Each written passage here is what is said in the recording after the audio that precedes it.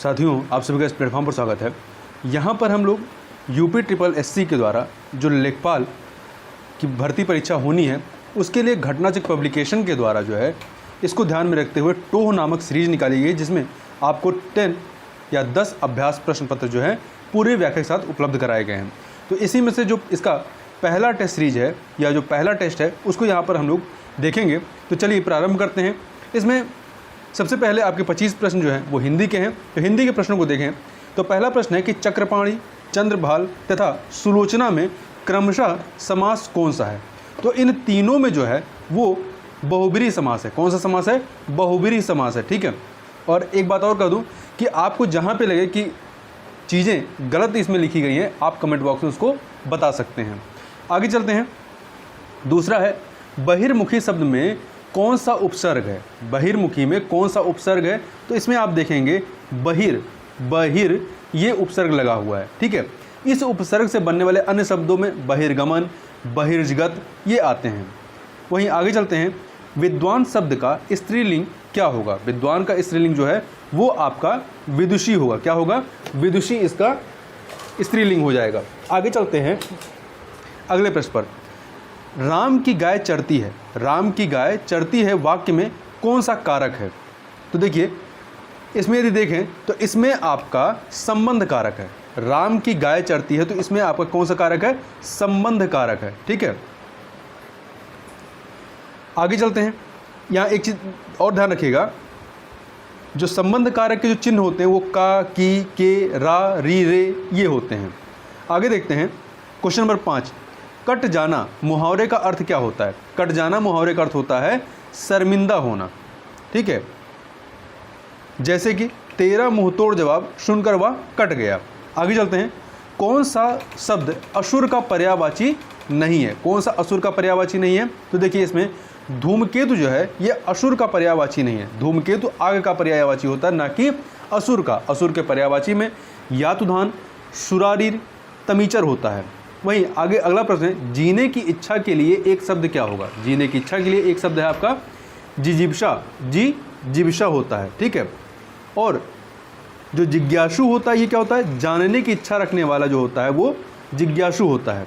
और जिगीषु क्या होता है? किसी पर विजय पाने की इच्छा जिगीषु कहलाता है। किसी पर विजय पाने की इच्छा रखने वाला जिगीषु होता है। आगे चलते हैं अगले प्रश्न पर। अगला है जल, प्राण, पुत्र किस शब्द के अनेकार्थी हैं? तो ये जो हैं जीवन के अनेकार्थी हैं। किसके हैं? जीवन के अनेकार्थी हैं। अगले प्रश्न पर चलते हैं। अगला आपको एक गद्यांश दिया गया है और उस पर आधारित आपसे प्रश्न पूछे गए हैं। तो पहला गद्यांश देख लेते हैं। हम सब लोग एक भीड़ से गुजर रहे हैं जो सवेरे घर से निकलकर दफ्तर और वापस घर जाकर अपना दिन सार्थक करते हैं।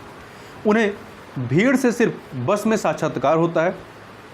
जो मोटर से चलते हैं उनके लिए भीड़ एक अवरोध है जिसे वह लोग सशक्त और फुर्तीली सवारी गाड़ी से पार कर जाते हैं। जो पैदल चलते हैं वे खुद भीड़ हैं। लेकिन ये तीनों वास्तव में ना तो भीड़ से कुछ समय के लिए निपट कर बाकी समय मुक्त हैं, ना अलग अलग रास्तों के कारण भीड़ के अंदर कम या ज़्यादा फंसे हुए हैं।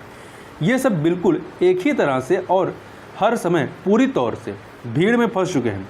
सिर्फ इतना है कि ये जानते नहीं, और यह तो बिल्कुल नहीं जानते कि जिसके पास सत्ता है वह राज्य को ही हो या संगठित उद्योग की, वह भीड़ का इस्तेमाल भीड़ में फंसे प्रत्येक व्यक्ति के विरुद्ध करता है। इसमें प्रश्न है कि उपर्युक्त गद्यांश का सही शीर्षक क्या होगा? तो इसका सही शीर्षक यदि देखें तो होगा भीड़ की शक्ल। भीड़ से मुक्ति का उपाय क्या है? भीड़ से मुक्ति का उपाय भीड़ में अपनी शक्ल देखना है। ठीक है। आगे चलते हैं।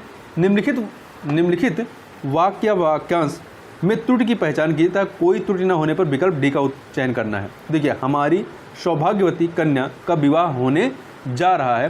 तो इसमें आप देखेंगे सौभाग्यवती कन्या ये जो है आपका त्रुटिपूर्ण है, क्योंकि देखिए प्रस्तुत वाक्य में सौभाग्यवती कन्या के स्थान पर आयुष्मती कन्या का वाक्यांश का प्रयोग किया जाता है। वस्तुतः जो है सौभाग्यवती विवाहिता स्त्री या विवाहित स्त्री के लिए प्रयोग होता है। आगे चलते हैं। निम्नलिखित शब्दों में से शुद्ध शब्द का चयन कीजिए। शुद्ध शब्द का चयन कीजिए, कौन सा शुद्ध है इसमें? तो इसमें आपका घनिष्ठ जो है, घनिष्ठ ये शुद्ध लिखा है, जबकि अमावस्या इसमें ये बड़ा सा नहीं होता बल्कि छोटा सा होता है। वहीं परिशिष्ट परिशिष्ट ठा नहीं होता है बल्कि टा होता है। और स्वास्थ्य था के बाद ये था और आधा या होता है, स्वास्थ्य होता है। आगे चलते हैं, निम्नलिखित में से अशुद्ध वर्तनी का चयन करना है। कौन सा अशुद्ध वर्तनी है? तो इसमें देखें, किराया, किराया जो है ये अशुद्ध है। किराया कैसे होता है? किराया, ठीक है। जबकि अन्य जो है स्वयंभू, स्वच्छंद, कीर्तिमान ये सही है। आगे देखते हैं, निम्नलिखित विकल्पों में से कौन सा विकल्प सही सुमेलित नहीं है? एक तरफ शब्द है, दूसरी तरफ उसके विलोम है। अनुराग का विराग, अमर का अमर्त्य होता है, अवार्चीन का प्राचीन होता है, अमीर का समृद्ध नहीं होता। अमीर का जो है समृद्ध नहीं, अमीर का गरीब होता है, ठीक है। तो डी वाला आपका सही नहीं है। आगे चलते हैं अगले प्रश्न पर। ऐहिक का विलोम शब्द होगा, ऐहिक का विलोम शब्द क्या होगा? तो देखिए, ऐहिक का पारलौकिक होगा, ऐहिक का पारलौकिक हो जाएगा। जिस पुरुष की पत्नी मर चुकी हो, जिस पुरुष की पत्नी मर चुकी हो, उसके लिए एक शब्द क्या होता है? उसके लिए उसे क्या कहा जाता है? विधुर कहा जाता है, उसे विधुर कहा जाता है। विपत्निक जो होते हैं, विपत्निक मतलब जो पत्नी के साथ ना हो, ठीक है, विधवा जिस स्त्री का पति जीवित ना हो। आगे चलते हैं, जमाई का तत्सम, जमाई का तत्सम शब्द क्या होगा? जमाई का तत्सम जो है जमाता होता है। क्या होता है? जामाता होता है, ठीक है, या जामृत्य होता है, दोनों हो सकता है, जमाता या जामारती, ऐसे लिखा जाएगा, जामारती, ठीक है। आगे चलते हैं क्वेश्चन नंबर 18 पे। निम्नलिखित विकल्पों में से श्वेत शब्द का पर्यायवाची नहीं है। श्वेत शब्द का पर्यायवाची कौन सा नहीं है? तो क्षिप्र जो है, देखिए, शुक्ल, सफ़ेद, धवल, ये सफ़ेद का पर्यायवाची, परंतु क्षिप्र जो है ये सफ़ेद का पर्यायवाची नहीं है। आगे चलते हैं क्वेश्चन नंबर 19। नवोड़ा, नबोड़ा में प्रयुक्त संधि कौन सी है? तो इसमें प्रयुक्त संधि कौन सी? गुण संधि है, ठीक है। कौन सी है? गुण संधि है इसमें। इसका विच्छेद होगा नौ धन ऊढ़ा।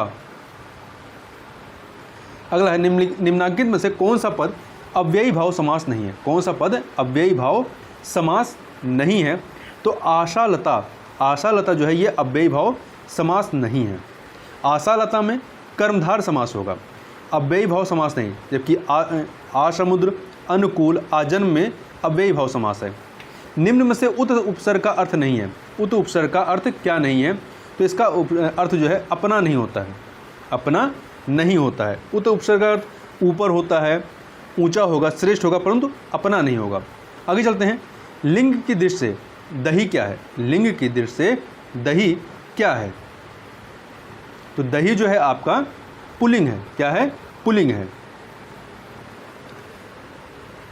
एक चीज और, इकारांत संज्ञाएं जैसे कि नदी, रोटी, टोपी इत्यादि स्त्रीलिंग शब्द हैं, किंतु अपवाद स्वरूप घी, मोती, दही ये पुल्लिंग शब्द की श्रेणी में आते हैं। अगला है, काल कितने प्रकार के होते हैं? काल जो है ये 3 प्रकार के होते हैं, ठीक है। काल वर्तमान काल, भूतकाल, भविष्य काल, या भविष्यत काल या भविष्यकाल। बाज क्या जाने प्रसव पीड़ा का अर्थ है? पीड़ा बाज क्या जाने प्रसव की पीड़ा, इसका अर्थ क्या होगा? इसका अर्थ होगा जिस पर बीतती है वही जानता है। अखरोट शब्द का तत्सम रूप क्या होगा? अखरोट का तत्सम रूप क्या होगा?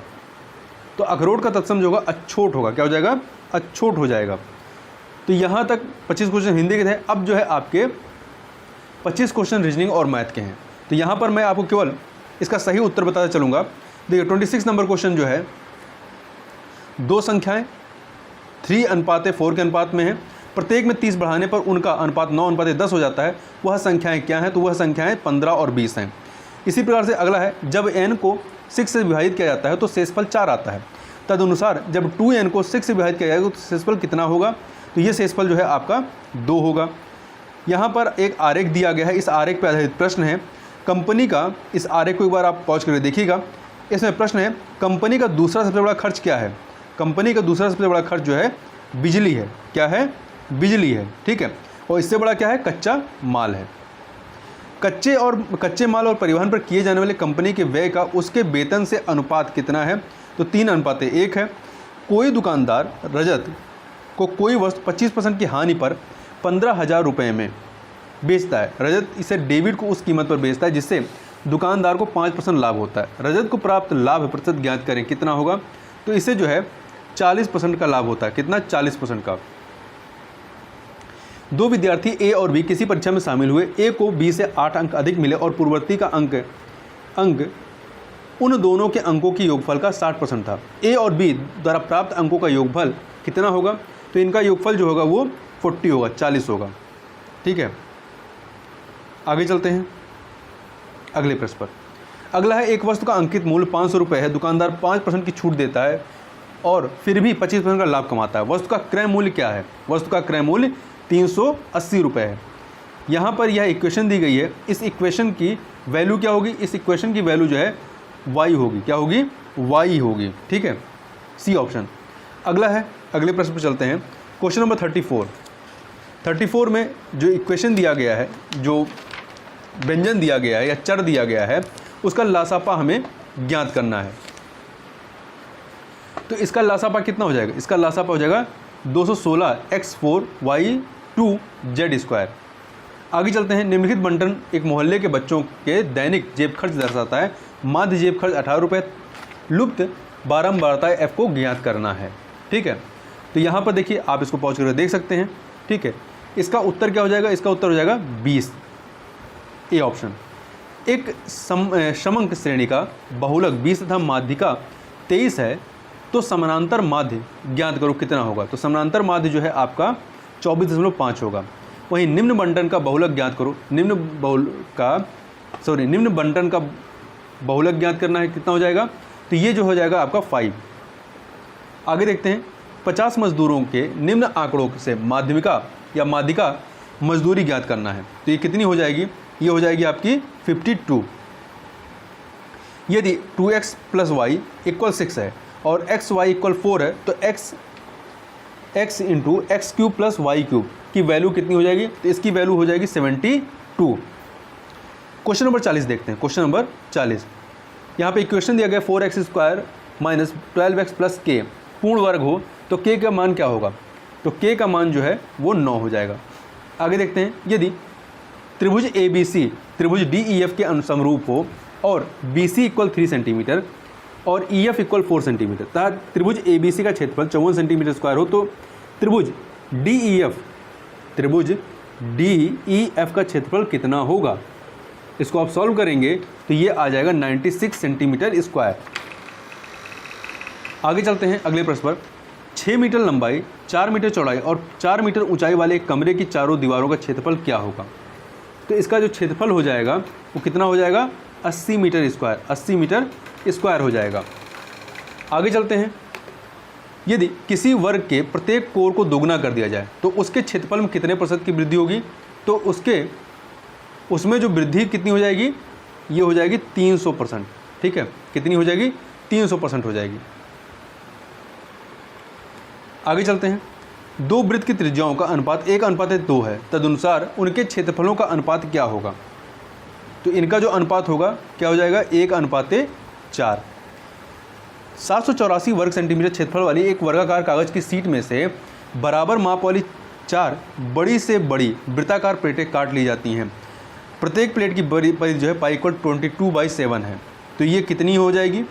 45 का B, 44 सेंटीमीटर। एक 6 मीटर लंबाई, 8 मीटर चौड़ाई और 20 मीटर ऊंचाई वाले कमरे में रखी जाने वाली सबसे लंबी छड़ की लंबाई क्या होगी? तो ये कितनी हो जाएगी? ये होगी आपकी 10√5। किसी चतुर्भुज की 4 भुजाएं 2:3, 4:5 के अनुपात में है और उसकी परिधि 280 मीटर है। सबसे लंबी भुजा की लंबाई बताइए कितनी होगी? तो ये हो जाएगी आपकी कितनी? 100 मीटर।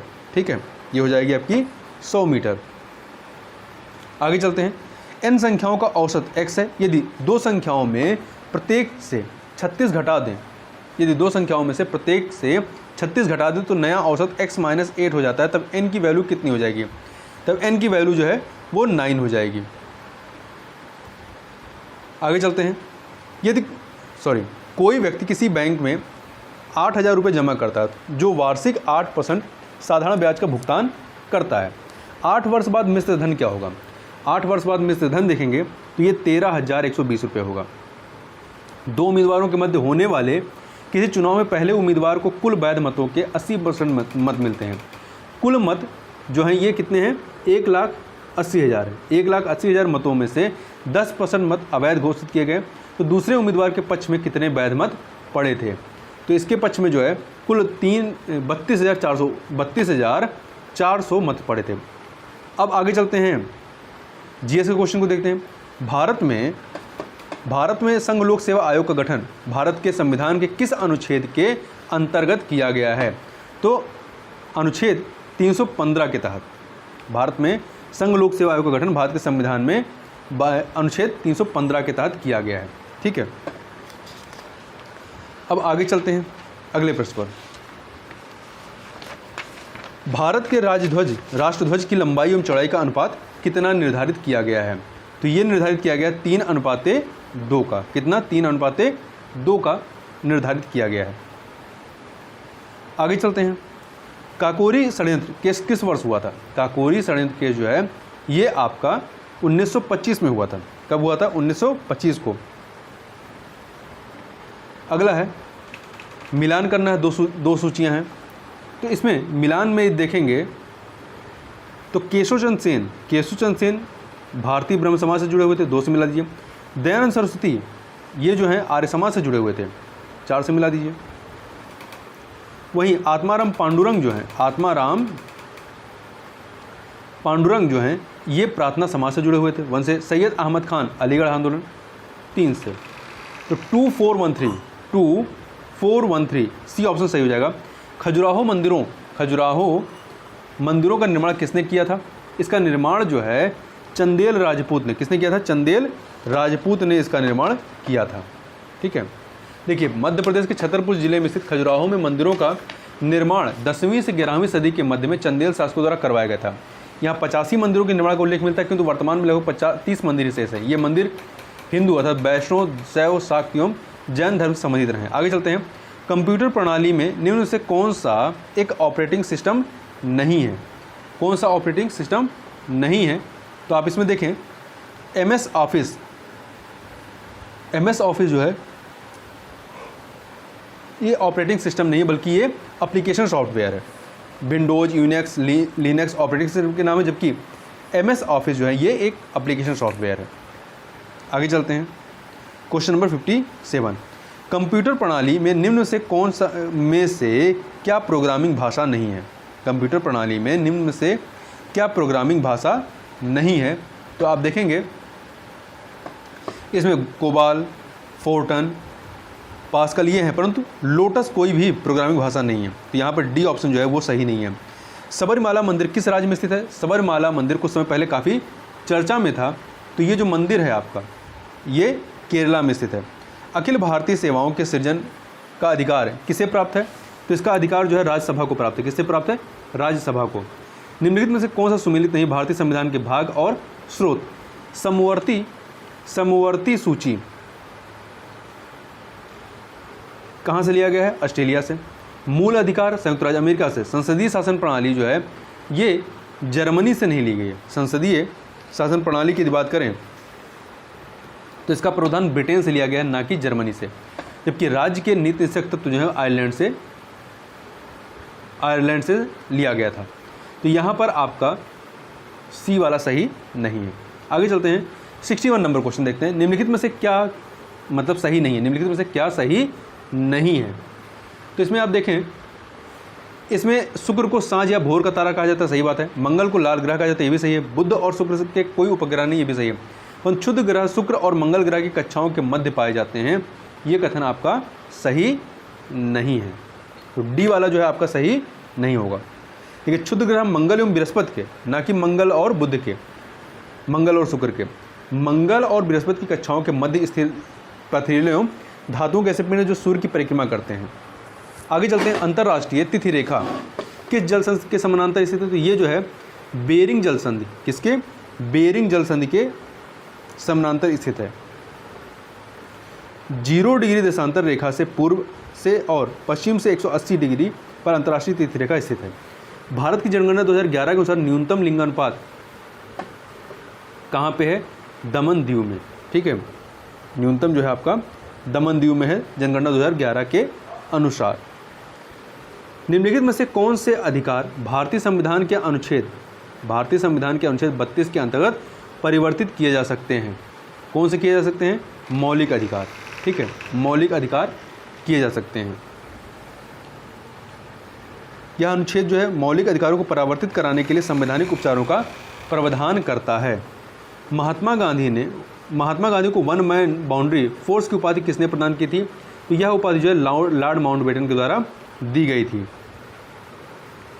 अगला है केंद्र एवं राज्यों के मध्य वित्त का बंटवारा किया जाता है। केंद्र एवं राज्यों के मध्य वित्त का बंटवारा किया जाता है। कैसे किया जाता है? ये किया जाता है वित्त आयोग की सिफारिश पर, आर्टिकल 280 के तहत जो वित्त आयोग गठित किया जाता है उसकी सिफारिश पर। अगला है भारतीय रिजर्व बैंक की स्थापना कब हुई? भारतीय रिजर्व बैंक की स्थापना 1 अप्रैल 1935 को हुई थी।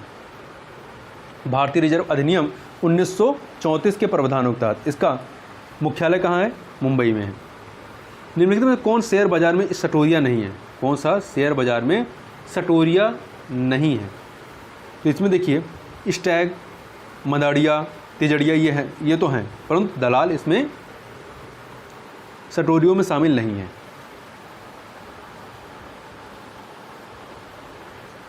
देखिए भारतीय शेयर बाजार में विभिन्न प्रकार के सट्टेबाज कार्य करते हैं, जैसे तिजड़िया बुल, मदरिया बियर, स्टैग तथा लेम डक। आगे चलते हैं, निम्नलिखित में से कौन शेयर बाजार में, इसको देख लिए आगे, उत्तर प्रदेश में जैन एवं बौद्ध धर्म दोनों का प्रसिद्ध तीर्थ स्थल कहाँ पे है? तो इनका प्रसिद्ध तीर्थ स्थल कहाँ पे? कुशीनगर में, कौशाम्बी के कुशीनगर में।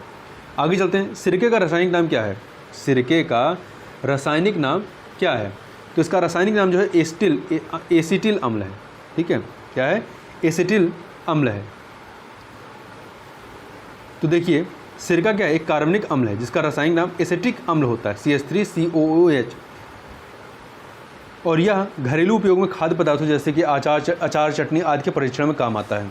चेचक रोग किसके द्वारा होता है? चेचक रोग जो है ये बैरियोला विषाणु के द्वारा होता है, ठीक है, 71 का ए, बैरियोला। अगला है राउ बोल्फिया सर्पेटाइना किसका वास्तविक नाम है? किसका वास्तविक नहीं, वानस्पतिक नाम है? तो ये जो है सर्पगंधा का, किसका है? सर्पगंधा का है। आगे चलते हैं, अगला प्रश्न देखते हैं। टोक्यो ओलंपिक 2020 में भारत के नीरज चोपड़ा ने कितनी दूरी पर जेवेलिन या भाला फेंक कर स्वर्ण पदक जीता था? तो इन्होंने जो भाला फेंका था 87.58 मीटर तक फेंका था, ठीक है। आगे चलते हैं अगले प्रश्न पर।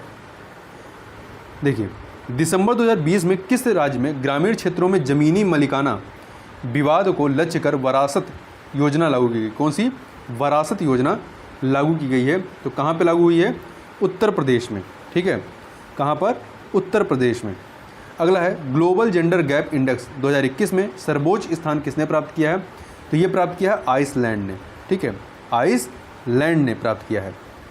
दूसरे पे फिनलैंड है, तीसरे पे नॉर्वे है। अफगानिस्तान जो है यहाँ पर सबसे अंतिम स्थान प्राप्त हुआ, वहीं भारत को इस इंडेक्स में जो है 140वां स्थान मिला। कौन सा? 140वां। आगे चलते हैं क्वेश्चन नंबर 76 पर। उत्तर प्रदेश में किसान बही योजना कब प्रारंभ की गई? उत्तर प्रदेश में किसान बही योजना जो है ये 1992 में कब प्रारंभ होती है? 1992 में यह योजना प्रारंभ हुई थी। अगला है टपका किस फसल का अंतिम चरण होता है? टपका जो है किस फसल का अंतिम चरण होता है? तो ये जो है आपका आम का होता है। किसका होता है? आम का। टपका आम की फसल का अंतिम चरण होता है। आगे चलते हैं। लेखपाल द्वारा एक वर्ष में गांव की सामान्यतः कितनी बार पड़ताल की जाती है? कितनी बार की जाती है? तो सामान्यतः 3 बार, ठीक है, सामान्यतः 3 बार की जाती है। अगला है ग्रामीण समुदाय की विशेषता होती है। ग्रामीण समुदाय की विशेषता कैसी होती है? संयुक्त परिवार होते हैं, प्राथमिक व्यवसाय की प्रधानता होती है, सामाजिक गतिशीलता का भाव होता है, उपयुक्त सभी। यहाँ पे डी ऑप्शन हो जाएगा। Question number 80। देश की कुल कितने % जनसंख्या आज भी गाँव में निवास करती है? कितने % करती है? तो ये है 68.8%, 68.8% करती है। आगे चलते हैं अगले प्रश्न पर। क्वेश्चन नंबर, और ध्यान रखिएगा 68 जो आपके 68.8% जो है ये शहर में है, तो गांव में कितने हैं 31.2, ये भी आंकड़ा याद रखिएगा परसेंट। आधुनिक समय में सर्वप्रथम पंचायती राज व्यवस्था किसके काल में प्रारंभ हुई? आधुनिक समय में सर्वप्रथम पंचायती राज व्यवस्था किसके समय में प्रारंभ हुई थी? तो ये प्रारंभ हुई थी लॉर्ड रिपन के समय में। किसके समय में? लॉर्ड रिपन के समय में प्रारंभ हुई थी। और लॉर्ड रिपन को भारत में स्थानीय स्वशासन का जनक कहा जाता है। 1 एकड़ कितने वर्गज के बराबर होता है? 1 एकड़ जो है ये कितने वर्गज के बराबर होता है? तो ये होता है 4840 वर्गज के बराबर। कितना? 4840 वर्गज के बराबर होता है। आगे चलते हैं। उत्तर प्रदेश में ग्राम सभा के कार्य क्या हैं? उत्तर प्रदेश में ग्राम सभा के कार्य क्या हैं? तो देखिए, पंचायत द्वारा निर्मित वार्षिक बजट पर विचार करना, पंचायत द्वारा किए गए कार्यों का पुनरीक्षण करना, प्रौढ़ शिक्षा कार्यक्रम की व्यवस्था करना और उपयुक्त सभी, ये सारे कार्य होते हैं। तो यहाँ पर डी ऑप्शन सही हो जाएगा। खादी एवं ग्रामोद्योग आयोग की स्थापना किस पंचवर्षीय योजना के अंतर्गत की गई थी? किसके अंतर्गत की गई थी? तो ये की गई थी आपकी दूसरी पंचवर्षीय योजना के अंतर्गत, दूसरी पंचवर्षीय योजना के अंतर्गत की गई थी। और यह संसद के खादी एवं ग्रामोद्योग अधिनियम 1956 के तहत भारत सरकार द्वारा निर्मित एक वैधानिक निकाय है। ठीक है। और यह सूक्ष्म, लघु और मध्यम उद्योग मंत्रालयों के प्रशासनिक नियंत्रण में आने वाली एक शीर्ष संस्था है। आगे चलते हैं क्वेश्चन नंबर 85 पे, 85 पे चलते हैं। अगला है अटल नवोन्मेष मिशन किस विभाग की एक प्रमुख पहल है? तो किसकी प्रमुख पहल है? ये है आपकी नीति आयोग की। योजना में कोर सेक्टर से क्या आशय? योजना में कोर सेक्टर से आशय क्या है? चयनित आधारित उद्योग। 86 योजना में कोर सेक्टर से आशय चयनित आधारभूत उद्योग से है। कोर सेक्टर वह उद्योग कहे जाते हैं जो किसी भी अर्थव्यवस्था के मुख्य उद्योग हैं और अर्थव्यवस्था में उनका हिस्सा बहुत ही महत्वपूर्ण होता है। 89 नंबर क्वेश्चन देखते हैं। भारतीय सब्जी अनुसंधान संस्थान स्थित है, कहाँ पर स्थित है? 87 का वाराणसी में, बनारस में स्थित है। आगे चलते हैं। मेरा गांव मेरा गौरव योजना कब शुरू की गई? तो ये योजना जो है आपकी 88 नंबर की 25 जुलाई 2015 को, 25 जुलाई 2015 को,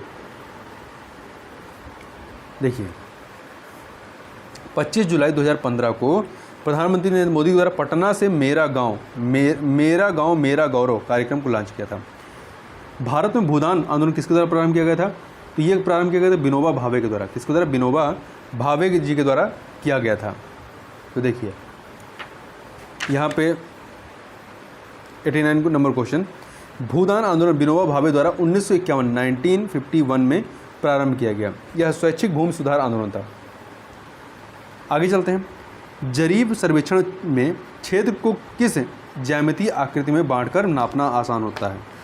जरीब सर्वेक्षण में क्षेत्र को किस ज्यामितीय आकृति में बांटकर नापना आसान होता है? तो ये है त्रिभुज में। ठीक है, त्रिभुज में। खतौनी में लेखपाल परिवर्तन करता है। लेखपाल परिवर्तन क्या करता है? तो ये जो है आपका लाल रोशनाई 91 नंबर। आगे चलते हैं। देखिए, खतौनी में लेखपाल लाल रोशनाई में परिवर्तित करता है। इसमें भूमि का संपूर्ण ब्यौरा विद्यमान होता है। आशा निम्नलिखित में किससे संबंधित है? आशा जो है किससे संबंधित है? तो आशा का देखें तो ये आपका हो जाएगा सामाजिक स्वास्थ्यकर्ता। आशा किससे संबंधित है? सामाजिक स्वास्थ्यकर्ता से संबंधित है। क्वेश्चन नंबर 93 देखते हैं।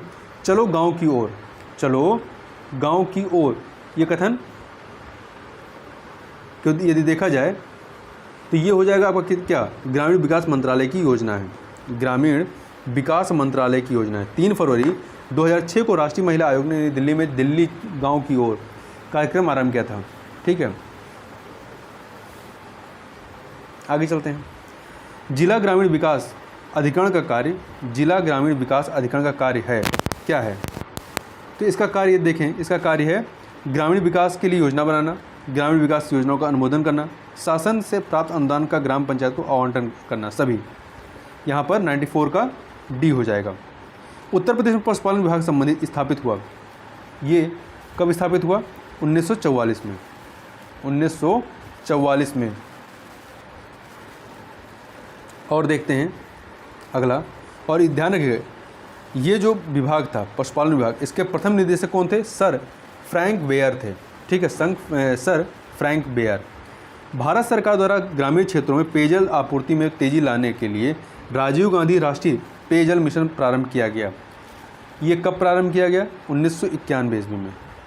1991 ईस्वी में। आगे चलते हैं। 1977 में पंचायती राज संबंधित समिति गठित की गई। कौन सी 1977 में गठित की गई थी? तो ये थी आपकी अशोक मेहता के नेतृत्व वाली समिति। अशोक मेहता के नेतृत्व वाली समिति थी ये। आगे चलते हैं। डीडी किसान चैनल का प्रधानमंत्री ने कब उद्घाटन किया? डीडी विकास किसान चैनल का प्रधानमंत्री ने कब उद्घाटन किया? तो ये किया था 26 मई 2015 को। 26 मई 2015 को। केंद्र सरकार की बहुप्रत्याशित उज्ज्वला योजना को टैगलाइन, केंद्र सरकार की बहुप्रत्याशित उज्ज्वला योजना की टैगलाइन है, क्या है?